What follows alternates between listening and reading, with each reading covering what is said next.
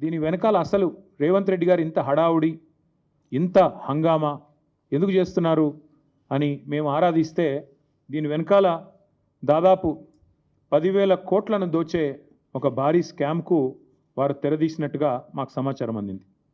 జరిగింది ఏమంటే నిన్న హరీష్ రావు గారు మీకు చాలా వివరంగా ప్రెస్ మీట్లో కొన్ని విషయాలు చెప్పారు. ఎట్లా ఈ ప్రభుత్వం సుప్రీంకోర్టు గైడ్లైన్స్ని తుంగలో దొక్కుతోంది, సుప్రీంకోర్టు తీర్పులను బేఖాతరు చేస్తోంది, ఎట్లా వాల్టా చట్టాన్ని ఉల్లంఘించింది, ఎట్లా ఫారెస్ట్ యాక్ట్ని కూడా ఫారెస్ట్ కన్జర్వేషన్ యాక్ట్ని కూడా ఎట్లా ఉల్లంఘించింది, అన్ని విషయాలు కూడా నిన్న వారు చాలా వివరంగా చెప్పారు. నేను వాటి జోలికి పోను. కానీ నేను చెప్పేది ఒక సరికొత్త ఆర్థిక నేరానికి ఏదైతే రేవంత్ రెడ్డి ప్రభుత్వం తెరలేపిందో, ఒక గోల్మాల్ ఏదైతే చేస్తూ ఉందో దాని విషయాల్లో నేను మీకు కొన్ని విషయాలు చెప్పాలనుకుంటా ఉన్నాను. ఎక్కడ స్టార్ట్ అయింది అసలు ఈ కుంభకోణం అంతా కూడా? అసలు ఇందాక నేను చెప్పినట్టు ఈ భూమి ఏదైతే ఉన్నదో ఈ 400 ఎకరాల అడవి భూమి అనే మాట నేను చాలా స్పష్టంగా అటవీ భూమి అనే మాట పూర్తిగా ఉన్న అవగాహనతో మాట్లాడుతున్నా. అది కూడా చాలా స్పష్టంగా సుప్రీంకోర్టు తీర్పుల ఆధారంగా మాట్లాడుతూ ఉన్నాను. ఎందుకంటే నిన్న హరీష్ రావు గారు మీకు చెప్పారు, మీరు చూశారు. సుప్రీంకోర్టు 1996లోనే అంటే దాదాపు 30 ఏళ్ల కిందటనే స్పష్టమైన తీర్పు ఇచ్చింది. అడవి అని ప్రత్యేకంగా రిజర్వ్ ఫారెస్ట్ అని డిక్లేర్ చేయకపోయినా అడవులకు ఉండాల్సిన లక్షణాలు ఉంటే 0.4 క్యానపీ ఉంటే ఖచ్చితంగా అది ప్రైవేట్ ల్యాండ్ అయినా ఓనర్షిప్ ఎవరిదైనా ఖచ్చితంగా దాన్ని అటవీ భూమిగానే గుర్తించాలి అని సుప్రీంకోర్టు తీర్పు ఇవ్వడమే కాకుండా సుప్రీంకోర్టు రాష్ట్ర ప్రభుత్వాలకు ఆదేశం కూడా ఇచ్చింది. ఏమని? మీ దగ్గర సుప్రీంకోర్టు తీర్పుకు అనుకూలంగా ఓనర్షిప్ ఎవరిదున్నా అట్లాంటి భూములు ఎక్కడెక్కడ ఉన్నాయి లెక్క తీయండి, దాన్ని రిజర్వ్ ఫారెస్ట్గా ఆల్రెడీ డిక్లేర్ చేసి ఉన్నా చేయకపోయినా ఆ లిస్టు మాకు పంపించండి అంటే ఇక్కడ కూడా మన తెలంగాణ ప్రభుత్వం కూడా రేవంత్ రెడ్డి ప్రభుత్వం కూడా సుప్రీంకోర్టు ఆదేశాలకు అనుగుణంగా ఒక కమిటీని కూడా ఏర్పాటు చేసింది ఆ స్థలాలను గుర్తించడానికి. అందుకే 0.4 క్యానపీ ఉన్న ఈ భూమి ఖచ్చితంగా అటవీ భూమి. మీరు చూస్తారు సుప్రీంకోర్టు ఆల్రెడీ దాన్ని అటవీ భూమిగానే చెప్పింది. మన జస్టిస్ గవాయ్ గారు కూడా చెప్పారు. ఫారెస్ట్ కన్జర్వేషన్ యాక్ట్ 1980 ప్రకారం రేవంత్ రెడ్డి గారు చేసిన అతిపెద్ద ఫైనాన్షియల్ ఫ్రాడ్ ఏంటి అంటే ఒక అటవీ భూమిని ఇవాళ తాకట్టు పెట్టడం లేదా అమ్మడం ఆ అధికారం గవర్నమెంట్ కూడా లేదు. మీకు తెలుసు పోడు పట్టాలు మేము ఇచ్చాం గతంలో. పోడు పట్టాలు కూడా మీకు తెలుసు ROFR కింద పోడు పట్టాలు కూడా they won't give you complete rights on the land. మీరు దాన్ని అక్కడ సాగు చేసుకున్న దానికి అవకాశం ఉంటుంది, పొజిషన్కి అవకాశం ఉంటుంది తప్ప ఓనర్షిప్ ఉండదు, దాన్ని అమ్మేదానికి అవకాశం ఉండదు పోడు పట్టా విషయంలో కూడా. అట్లాగే ఈ అటవీ భూమి ఏదైతే ఉందో అడవి లక్షణాలు కలిగి ఉన్న భూమి ఏదైతే ఉందో 1980 ఫారెస్ట్ కన్జర్వేషన్ యాక్ట్ ప్రకారం ఇది మొత్తం రేవంత్ రెడ్డి గారికి తెలుసు. ఆయనకు తెలియదని కాదు, ఆయనకు తెలియకుండా జరిగింది అనడానికి కూడా లేదు. ఇక్కడ ఇంపార్టెంట్ ఇష్యూస్ 2-3 నేను మీకు స్పష్టంగా చెప్తాను. ఒకటి, ఎలాంటి ఎన్వైరన్మెంటల్ ఇంపాక్ట్ అసెస్మెంట్ జరగలేదు అని చెప్పి మరి అటవీ శాఖ అనుమతి లేదు, ఎన్వైరన్మెంటల్ ఇంపాక్ట్ అసెస్మెంట్ లేదు, ఇంకా ట్రాన్స్ఫర్ కూడా టైటిల్ది పూర్తిగా కాలేదు. అయినప్పటికీ ఫైనాన్షియల్ ఇన్స్టిట్యూషన్స్ని వెంటనే ఆగమేఘాల మీద ప్రభావితం చేసి ప్రభుత్వ అధికారులు మరి మిస్లీడ్ చేసినారా, ముఖ్యమంత్రి వాళ్ళని డైరెక్ట్ చేసినారా తెలియదు, మరి ఒక భారీ ఆర్థిక నేరానికి పాల్పడ్డారు. ఎట్లా చేసినారు ఇది? ముఖ్యమంత్రి గారికి ఒక బీజేపీ ఎంపీ పూర్తి స్థాయిలో వెనుక ఉండి సహకరించి ఒక బ్రోకర్ కంపెనీని తీసుకొచ్చారు. ఆ కంపెనీ పేరు trust investment advisers private limited అనే పేరుకు మర్చెంట్ బ్యాంకర్, బట్ చేసేది బ్రోకరేజ్. వారు ఈ కాన్సెప్ట్ వారికి చెప్పారు, మీకు FRBMను బైపాస్ చేస్తూ మీకు డబ్బులు తెచ్చిస్తాము, మీరు దానికి గాను మాకు డబ్బులు ఇవ్వండి, ఆ తర్వాత మీ ఇష్టం ఉన్న వాళ్ళకు భూములు అమ్ముకోండి. ఇది ఓవరాల్గా స్కీమ్. దీనిలో అన్ని నిబంధనలు మొత్తం అన్ని చట్టాలు నిబంధనలు సుప్రీంకోర్టు తీర్పులు అన్నిటినీ తుంగలో దొక్కారు. RBI గైడ్లైన్స్ను కూడా తుంగలో దొక్కారు. ఎట్లా? I will explain to you. ఈ ట్రస్ట్ ఇన్వెస్ట్మెంట్ అడ్వైజర్ అనే కంపెనీ వారికి రాష్ట్ర ప్రభుత్వం ఇప్పటికే 170 కోట్లు, దాదాపు 170 కోట్లు, 169 కోట్ల చిల్లర వారు ఇప్పటికే లంచం రూపంలో చెల్లించారు. వాళ్ళు సరే దాని కమిషన్ అంటారు, నేనైతే పక్కా చేసింది నేరం కాబట్టి లంచమనే అంటున్నా. ఆ ట్రస్ట్ ఇన్వెస్ట్మెంట్ అడ్వైజర్ వాళ్ళు ఇంకొక ఫైనాన్షియల్ అడ్వైజరీ సర్వీసెస్ ఫామ్ని ముంగట పెట్టారు. బీకన్ ట్రస్టీషిప్ అనే కంపెనీని రంగంలో దించారు. ఇదంతా కూడా ఏంటంటే ఒక స్కీమ్ ప్రకారం. ఇక్కడ ఇంపార్టెంట్ పాయింట్, పేరుకు పోయిన సంవత్సరమే రాష్ట్ర ప్రభుత్వం మాకు సుప్రీంకోర్టు తీర్పు రాగానే ఈ భూమిని మేము 75 కోట్లు పర్ ఎకరం మేము టీజీఐఏసీకి బదలాయిస్తున్నామని చెప్పి ఒక జీవో ఇచ్చింది. కానీ జీవో మాత్రమే ఇచ్చింది తప్ప ఆ ల్యాండ్ను ఎలియనేషన్ చేయలేదు, సేల్ డీడ్ చేయలేదు, మ్యూటేషన్ కూడా కాలేదు. అయినప్పటికీ తనకు చెందని భూమి, ఇంకా మ్యూటేషన్ అయితేనే నీ పేరు మీదకి ఓనర్షిప్ వస్తేనే ఆ ల్యాండ్ నీది అన్నట్లు లెక్క. ఇప్పుడు హెచ్సియు కూడా అదే అంటున్నారు కదా, హెచ్సియుకి ల్యాండే లేదు, హెచ్సియు ల్యాండ్స్ అన్ని మావే అని గవర్నమెంట్ ఎందుకు అంటుంది? ఎందుకంటే మ్యూటేషన్ కాలేదు కాబట్టి ఇంకా రికార్డ్స్ ప్రకారం నాదే ప్రభుత్వ భూమి అని ఈరోజు కూడా ప్రభుత్వం అదే వాదన చేస్తూ ఉంది. ఇవాళ ఇక్కడ కూడా అక్షరాల అదే జరిగింది. జనరల్గా ఇప్పుడు ఉదాహరణకి మీరు ఎవరైనా సరే వ్యక్తిగతంగా మనం ఒక ప్రాపర్టీ, మనకు ఒక ఇల్లు ఫ్లాట్ ఉందనుకోండి, లేదా ఒక ప్లాట్ ఉందనుకోండి, దాని మీద లోన్ తీసుకోవాలనుకుంటున్నారు తనఖా పెట్టి. జనరల్గా ప్రాసెస్ ఏముంటుంది? ఆ ఏరియాలో మీరు ఫలానా ఏరియాలో మీకు ఒక ఫ్లాట్ ఉంది, దాని యొక్క రిజిస్టర్డ్ వాల్యూ ఎంత, మీరు రిజిస్టర్ చేసుకున్నప్పుడు ప్రభుత్వానికి ఏ రిజిస్ట్రేషన్ రేట్ ప్రకారం మీరు డబ్బులు కట్టారు, స్టాంప్ డ్యూటీ ఎంత కట్టారు, దాన్ని బట్టి రిజిస్టర్డ్ వాల్యూ ఎంత. కాకపోతే జనరల్గా ఏముంటుంది, రిజిస్టర్డ్ వాల్యూకి జనరల్గా మార్కెట్ వాల్యూకి ఉండే కొంత అంతరం ఉంటుంది. ఆ మార్కెట్ వాల్యూ ఎంత, దాన్ని బేస్ చేసుకొని మీకు అల్టిమేట్గా లోను ఇస్తారు. ఎందుకంటే దాన్ని తనఖా పెట్టుకోనో లేకపోతే దాన్ని గ్యారంటీ కింద పెట్టుకొని మీకు ఇస్తారు. ఇక్కడ ఏం జరిగింది ఈ విషయంలో? ఒకటి కాదు, రెండు కాదు, అన్నిటినీ తుంగలో దొక్కుతూ ఈ ఫారెస్ట్ యాక్ట్ కానీ ఇందాక నేను చెప్పినట్టు అసలు ఓనర్షిప్ లేదన్న విషయం పక్కన పెట్టి TGIAC has no ownership of the land. TGIAC ఒక పేరుకు ఒక జీవో ఇచ్చారు తప్ప ఇంతవరకు సేల్ డీడ్ కాలేదు, ఎలినేషన్ కాలేదు, మ్యూటేషన్ కాలేదు. TGIAC is not the owner of the land. కానీ ఆ ల్యాండ్ను టీజీఐఏసీ, ఇక్కడ నేను ఊరికనేది మాట్లాడట్లేదు, this is the stamps and registrations department statement of encumbrance. ఏదైతే రేవంత్ రెడ్డి గారి ప్రభుత్వం ఈ భూములు తనవి కాకపోయినప్పటికీ ఏదైతే టీజీఐఏసీ ఆ బీకన్ అనే కంపెనీకి రాసిచ్చేసిందో దానికి సంబంధించిన వివరాలు, ఈసీ ఎన్కంబరెన్స్ మీరు కూడా దొరుకుతుంది, ఆన్లైన్ వెతికితే మీకు కూడా వెంటనే దొరుకుతుంది. తనది కాదు భూమి, కేవలం జీవో ఉంది తప్ప ఈరోజు వరకు సేల్ డీడ్ కాలేదు, మ్యూటేషన్ కాలేదు. అయినా తనది కాని భూమిని తాకట్టు పెట్టి టీజీఐఏసీ ముఖ్యమంత్రి గారు అదేదో వారెవరో బ్రోకర్ సంస్థ చెప్పిందని పట్టుకొని పెట్టేసినారు. పెట్టేస్తే జనరల్గా ఏమవుతుంది, లోన్ ప్రాసెస్ స్టార్ట్ అయ్యేటప్పుడు 3-4 విషయాలు చూసుకుంటారు. ఏ బ్యాంక్ అయినా కూడా ఏం చూస్తారు?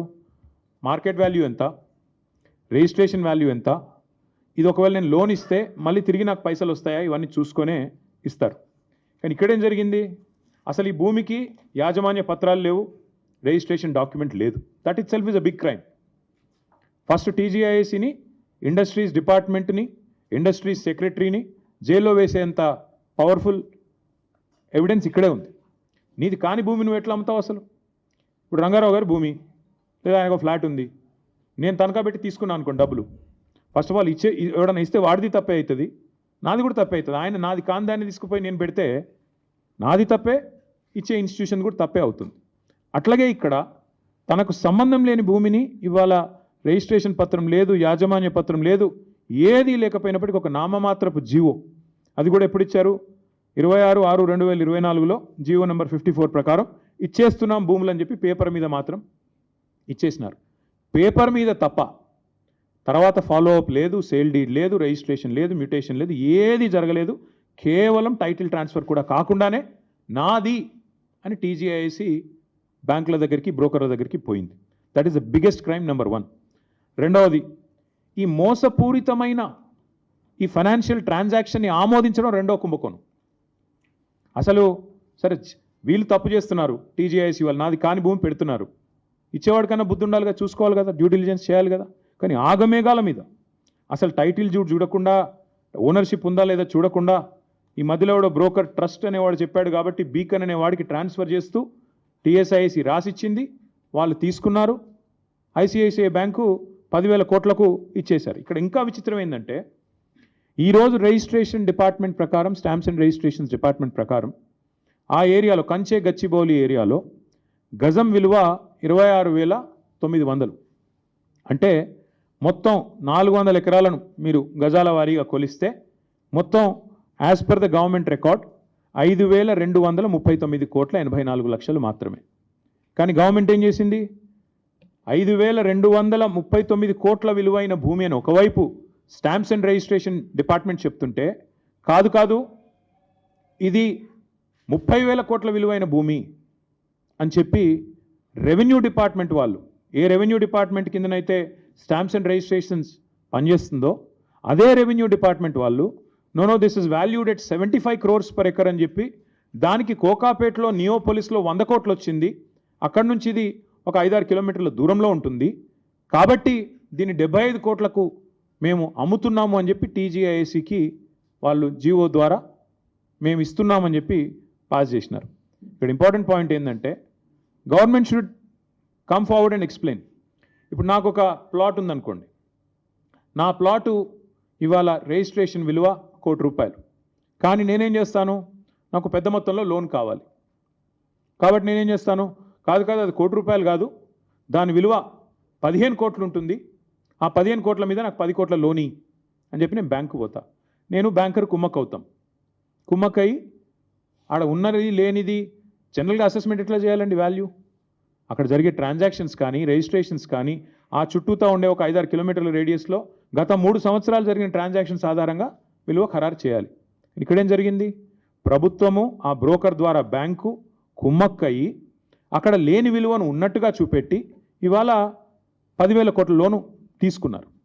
తీసుకోవడమే కాకుండా ఇక్కడ విచిత్రం ఏంటంటే అక్కడ ఒకవైపు గవర్నమెంటే చెప్తున్నది 26,900 per గజం అని, ఇంకోవైపు మరి గవర్నమెంటే 75 కోట్లు per ఎకరం అని చెప్పి లోన్ తెచ్చుకునే ప్రయత్నం చేస్తూ ఉంది. రెండిట్లో ఏది కరెక్టు?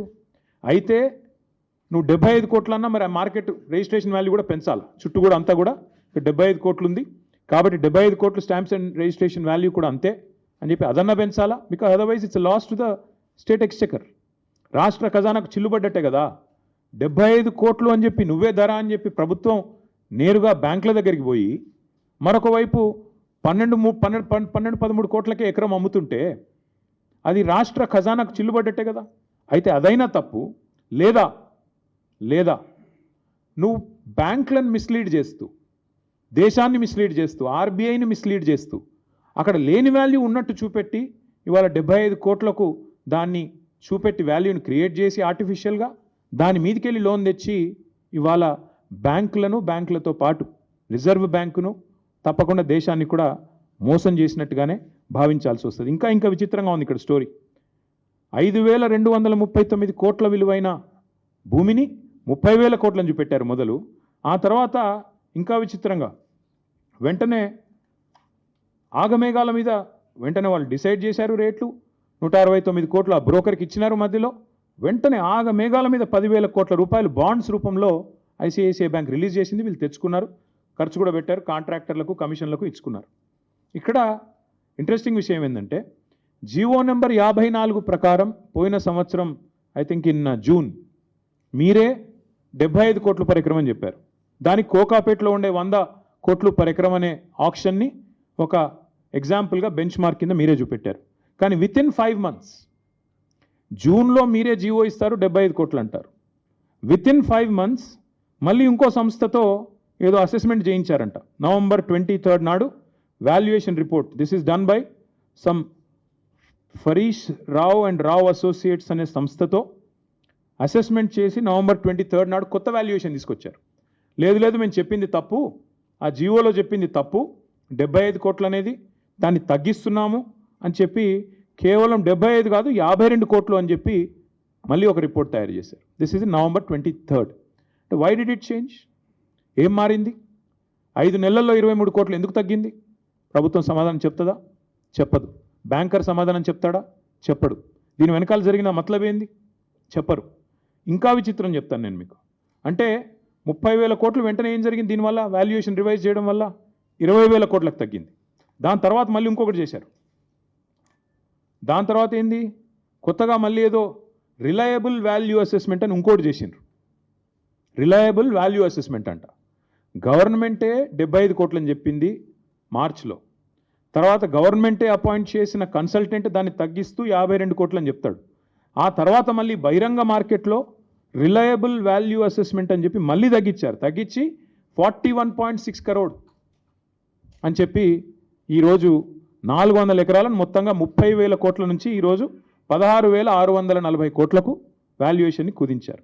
కుదించిన తర్వాత ఇవాళ ప్రభుత్వం చేస్తున్న కుట్ర ఏంటంటే అదే బ్యాంకరు అదే బ్రోకర్ను అడ్డం పెట్టుకొని తమ వాళ్ళు కొంతమంది ఢిల్లీ బాంబే బిల్డర్లను పిలుచుకొని మొదలు 75 కోట్లని చెప్పినా దాన్ని ఆల్మోస్ట్ సగానికి తగ్గించి వాళ్లకు అడ్డికి పావు షేరుకు ఈ భూములను అమ్మాలన్నది రేవంత్ రెడ్డి గారి యొక్క పన్నాగం. ఇక్కడ ఇంపార్టెంట్ పాయింట్ ఏంటి అంటే ఇది కూడా నేను మీకు ప్రజెంట్ చేస్తాను. ఇక్కడ ఇంపార్టెంట్ పాయింట్ ఏంటంటే the question I'm asking the government, question I'm asking టీజీఐఏసీ. First of all you don't have ownership.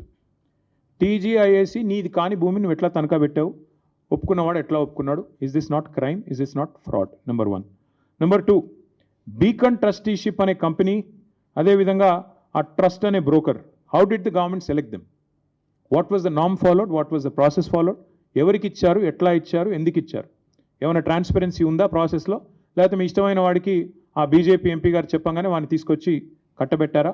ప్రభుత్వం సమాధానం చెప్పాలి. ఎందుకంటే చిన్న ఒక రూపాయి ఖర్చు పెట్టాలన్నా ప్రభుత్వంలో ఈ ప్రొక్యూర్మెంట్ ఉంటుంది.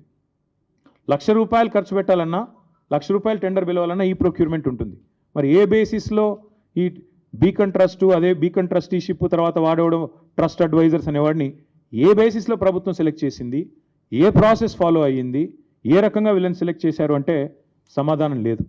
ఎందుకంటే వాళ్ళు ఇష్టం వచ్చినట్టు ఇష్టారాజ్యంగా చేశారు. దాంతోపాటు సుప్రీంకోర్టు తీర్పు 96లోనే స్పష్టంగా ఉంది, any land, any area which has a forest-like character, even though its ownership vests with government or private, can be classified as forest అని చెప్పి తీర్పు ఇవ్వడమే కాకుండా కమిటీని కూడా రాష్ట్ర ప్రభుత్వం ఏర్పాటు చేసింది ఐడెంటిఫై చేయడానికి. అట్లా ఎక్కడెక్కడ ల్యాండ్స్ ఉన్నాయి వాటికి కూడా మీకు ఇస్తాను నేను, అప్పుడు ఎప్పుడు ఏర్పాటు చేశారు కమిటీ అనేది. ఇదంతా ఎందుకు చెప్తున్నాను అంటే ఇవాళ ఒక అటవీ భూమిని అమ్మడమే తప్పంటే, నీది కాని భూమిని అమ్మడమే ఇంకా పెద్ద తప్పంటే, ట్రాన్స్పరెన్సీ ఫాలో కాకుండా మొదలు 30,000 కోట్లని, ఆ తర్వాత 20,000 కోట్లని, చివరికి 16,000 కోట్లని, అసలు రిజిస్ట్రేషన్ వాల్యూ 5,200 కోట్లున్న భూమిని ఎంతమందిని పిచ్చోళ్ళని చేసి రేవంత్ రెడ్డి గారు ఈ ఆర్థిక ఫ్రాడ్కు పాల్పడుతున్నారు? అల్టిమేట్గా దీని వెనకాల మతలబేంది? మీరు దయచేసి నేను మిమ్మల్ని అడిగేది, నేనేదో ఇది కేవలం ఆరోపణ చేయడం లేదు, నేను వదిలిపెట్టను కూడా ఈ అంశాన్ని. దీన్ని మేము ఇవాళ I'm writing to the governor of reserve bank of India. I am also writing to the Serious Fraud Investigation Office, Ministry of Corporate Affairs, Government of India. I am also writing to the SEBI. SEBI ఎందుకు రాస్తున్నాను అంటే ఆ Beacon అనేవాడు, Beacon Trusteeship అనేవాడు, he is already a member of the stock exchange. అట్లాగే we are writing to the central vigilance commission and we are also writing to the central bureau of investigation. ఈ 5 ఏజెన్సీలకి ఇవాళ మా పార్టీ తరఫున ఇప్పుడు నేను మీకు చెప్పిన విషయాలు, వాటితో పాటు మిగతా వివరాలు అనెక్జర్స్తో సహా, మొత్తం అన్ని ఆధారాలతో సహా మేము ఈ 5 ఏజెన్సీస్కి, నేను మళ్ళీ చెప్తాను, రిజర్వ్ బ్యాంక్ ఆఫ్ ఇండియాకి, ఎందుకంటే ICICI bank is ultimately answerable to reserve bank of India, serious fraud investigation office, this is called SFIO, వారికి మినిస్ట్రీ ఆఫ్ కార్పొరేట్ అఫైర్స్ కింద వస్తుంది, వారికి, వారితో పాటు సెబీకి, సివిసికి, సిబిఐకి, 5గురికి కూడా ఇవాళ మా పార్టీ తరఫున నేను వ్యక్తిగతంగా అన్ని ఆధారాలతో లెటర్ రాస్తా ఉన్నాను. ఖచ్చితంగా ఇన్వెస్టిగేట్ చేయాలని చెప్పి నేను వారిని కోరుతా ఉన్నాను. ఇక్కడ ముఖ్యమైన పాయింట్ ఏమంటే ఈ మొత్తం కుంభకోణం వెనకాల రేవంత్ రెడ్డి గారికి అండగా బ్యాక్గ్రౌండ్లో నిలబడ్డది, ఈ అంతా మేనేజ్మెంట్ అంతా చేసింది ఒక బీజేపీ ఎంపీ. ఆ బీజేపీ ఎంపీ గారికి ఈయన కూడా కొంత అనుచితమైన లబ్ధి చేకూరుస్తున్నారు రాష్ట్ర ప్రభుత్వం ద్వారా. ఎందుకంటే ఇక క్విడ్ ప్రోకో కదా, నేను ఇది చేస్తాను, నాకు అది చేయాలి, అది జరుగుతూ ఉంది ఇప్పుడు. ఇప్పటికిప్పుడు నేను దొంగ చేతికి తాళాలు ఇవ్వను. ఆ ఎంపీ గారి పేరు కూడా నేను బయట పెడతాను, నెక్స్ట్ ఎపిసోడ్లో బయట పెడతాను. ఎందుకంటే దీని వెనకాల ఉన్నది మొత్తం, దీని వెనకాల నడుపుతున్నది, ఆ బ్రోకర్ను తెచ్చింది, ఆ బ్రోకర్ను రాష్ట్ర ప్రభుత్వానికి అటాచ్ చేసింది, ఆ బ్రోకర్ని అల్టిమేట్గా ఈ రకంగా ఆర్బీఐ, ఐసిఐసిఐ బ్యాంకు నిబంధనలు పాటించకుండా ఆగమేఘాల మీద 10,000 కోట్ల రూపాయలు అన్నిటిని వయలేట్ చేస్తూ తెచ్చింది కూడా ఆ ఎంపీ గారి సారథ్యంలోని ఆ బ్రోకర్. ఎందుకంటే అంత స్ట్రాంగ్ బ్యాకింగ్ ఉంటేనే యూనియన్ గవర్నమెంట్ది ఇంత వేగంగా డబ్బులు వస్తాయి. లేకపోతే ₹10 పుట్టాలన్న సామాన్యుడికి దేశంలో ₹10 బ్యాంకు నుంచి రావాలంటే 10 క్వశ్చన్లు కాదు 100 క్వశ్చన్లు అడుగుతారు. ఒక లోను శాంక్షన్ కావాలంటే, హోమ్ లోన్ మీ అందరికీ తెలుసు, అందరికీ ఉండే ఉంటాయి ఇక్కడ లోన్లు, హోమ్ లోన్ శాంక్షన్ కావాలంటే ఎన్ని పేపర్లు దస్తఖత్ పెట్టాలి? అట్లాంటిది 10,000 కోట్లు నీది కాని భూమికి కూడా ఇచ్చినవాడు నేరస్తురా కాదా? ఇంకొక మాట, ఇక్కడ బీకన్ ట్రస్టీషిప్ కానీ టీజీఐసి కానీ, they violated so many things. I'll even once again present it to you. First of all కాని ల్యాండ్ని పెట్టారు, తనఖా పెట్టారు, వాళ్ళ సంబంధం లేని ల్యాండ్ని మార్ట్గేజ్ చేసినారు, అప్పు తీసుకున్నారు. అట్లాగే knowing fully well this land is litigated, తెలుసు వాళ్ళకి ల్యాండ్ లిటిగేషన్లో ఉందని తెలుసు, లిటిగెంట్ ల్యాండ్ అని తెలుసు, హెచ్సియు ఆల్రెడీ క్లెయిమ్ చేస్తుందని తెలుసు. ఇన్ని తెలిసి కూడా కేవలం పైన అసలు ఒక్క ఐసిఐసిఐ ఎవడైతే 10,000 కోట్లు ఇచ్చాడు, have they come for field inspection? అసలు భూమి ఉందా లేదా అని వచ్చారా? మీకు ఫ్లాట్ ఉంటే దాని మీద మీరు ₹1,00,00,000 అప్పడిగితే వచ్చి బ్యాంక్ వాడు చూసుకొని పోతాడా లేదా?